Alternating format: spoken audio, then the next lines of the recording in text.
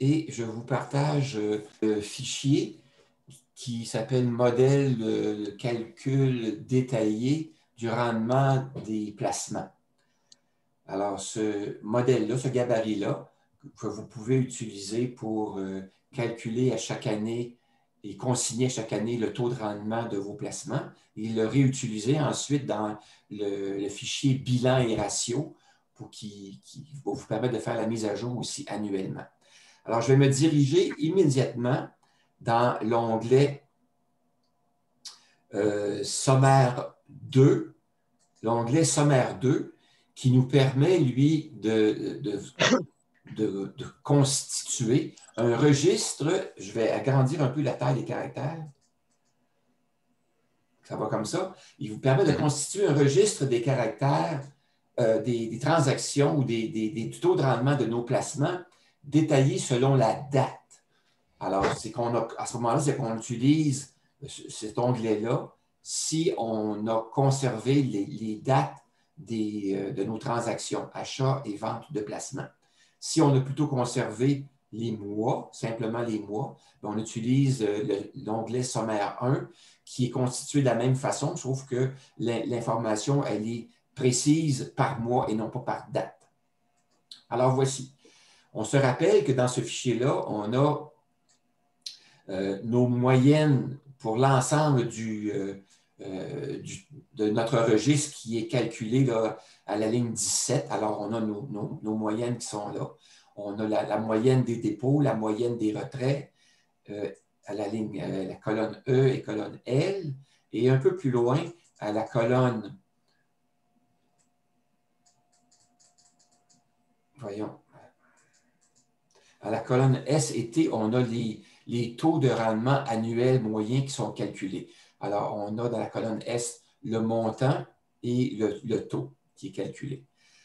Et un peu plus loin, on a la comparaison si on utilisait la méthode simplifiée. Alors, on a la comparaison des rendements si on utilisait la méthode simplifiée. On voit que les taux de rendement sont différents parce que ici, c'est moins précis. Alors, moi, je vous invite, lorsque vous avez l'information précise, à utiliser le calcul détaillé.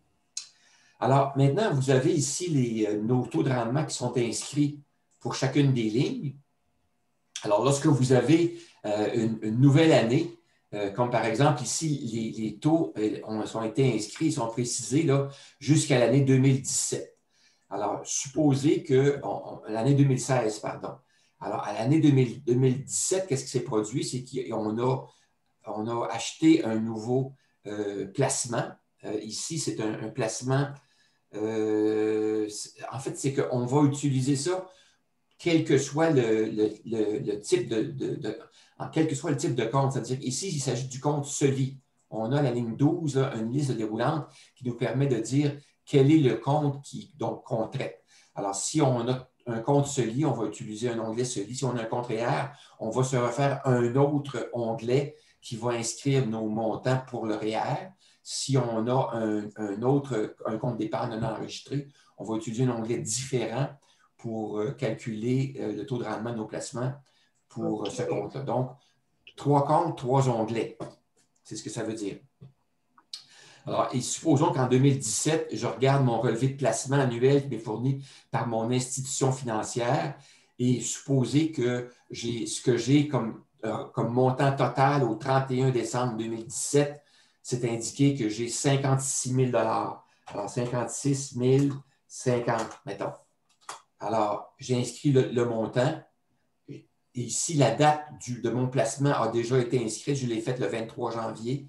Donc, j'avais inscrit les données. Mais maintenant, supposez qu'en 2018, je me prépare à faire un autre achat de placement pour mon SELI.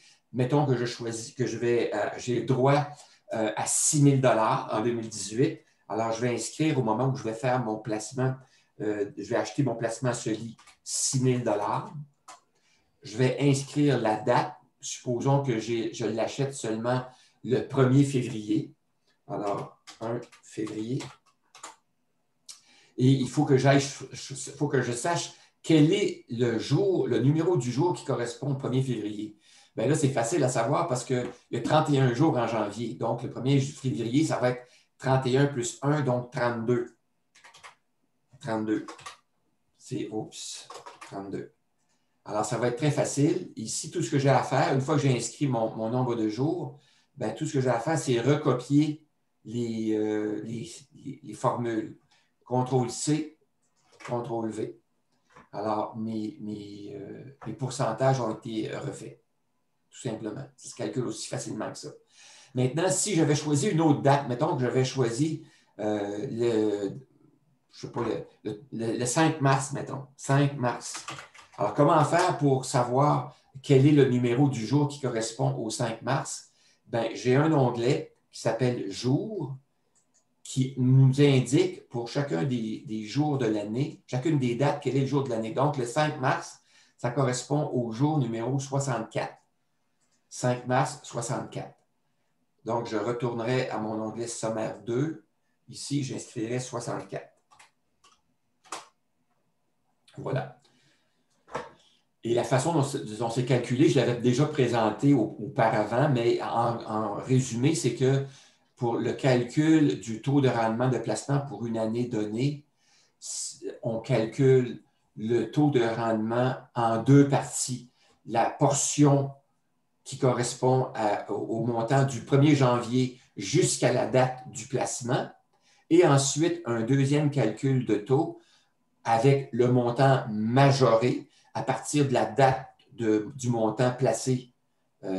C'est donc le montant, le solde majoré du montant placé jusqu'à la fin de l'année. Alors, le taux de rendement va se calculer automatiquement. Alors, ici, je ne sais pas si les formules se calculent automatiquement. Là. Oui, voilà. Donc, on a l'information. Ici, le montant est négatif parce que je n'ai pas le montant final à la ligne 31 ici là, pour l'année 2018. Mais lorsque j'aurai mon relevé de 2018, je pourrai inscrire le total et j'aurai mon rendement. Alors, c'est assez simple à faire dans ce type de fichier-là. Est-ce que si j'avais un retrait, bien, je pourrais aussi inscrire un retrait. Mais je n'ai pas de retrait là, cette année-là. Ça va comme ça? Est-ce que vous avez des questions? Oui, est-ce que la première version, est-ce qu'il y a eu des changements depuis la première version que tu nous as présenté de ce fichier-là? Non. Parfait. Parce que j'ai déjà commencé à faire ça sur ce fichier-là. C'est parfait. OK. Alors, j'arrête le partage et j'arrête